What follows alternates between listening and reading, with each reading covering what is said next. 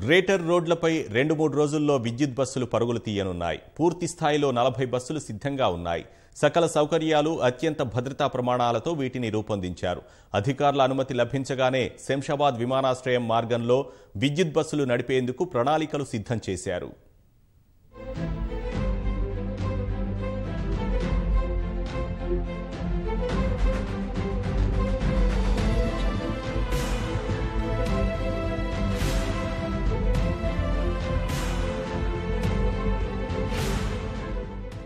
Greater Hyderabad పరిధిలో RTC విద్యుత్ బస్సులను ప్రయాణికులకు అందుబాటులోకి తీసుకొస్తోంది. గ్రేటర్ పరిధిలో 100 బస్సులు అందుబాటులోకి రాబోతున్నాయి. మొదటి దశలో 40 బస్సులను నడపాలని అధికారులు యోచిస్తున్నారు.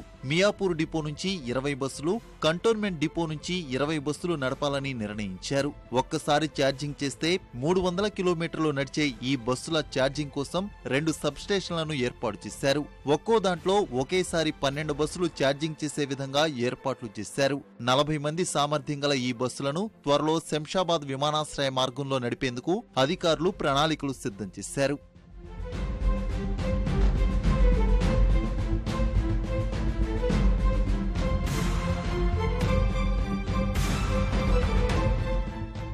ప్రయాణికుల భద్రత, సౌకర్యమే ప్రధానంగా రూపొందించిన ఈ బస్సుల్లో అనేక సౌకర్యాలు ఉన్నాయి. Wifi, FM, AC, charging point వంటి వసతులు ఉంటాయి. 2 సీసీ కెమెరాలతో పర్యవేక్షణ ఉంటుంది. అగ్ని ప్రమాదం జరగకుండా ప్రత్యేక ఏర్పాట్లు చేశారు. ప్రమాదం జరిగిన సమయంలోనూ ప్రయాణికులు తప్పించుకునేందుకు వీలుగా ప్రతి అద్దం దగ్గర సుత్తిలను అమర్చారు.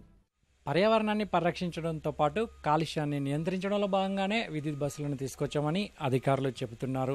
సాంకేతిక పరిజ్ఞానాన్ని జోడించి సురక్షితమైన ప్రయాణాన్ని అందించడంలో బస్సులు దోహదపడతాయని సంస్థ భావిస్తుంది. కెమెరామెన్ ప్రేమ్ కుమార్తో శ్రీనివాస్, ఈటీవీ న్యూస్, హైదరాబాద్.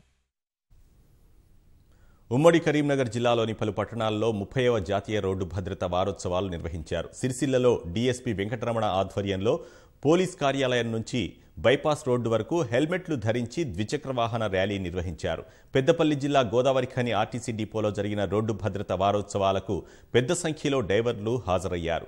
ప్రతి ఒక్కరూ ట్రాఫిక్ నియమాలు పాటిస్తే ప్రమాదాలను నియంత్రించవచ్చని రామగుండం ట్రాఫిక్ ఏసీపీ వెంకటేశ్వరరావు అన్నారు.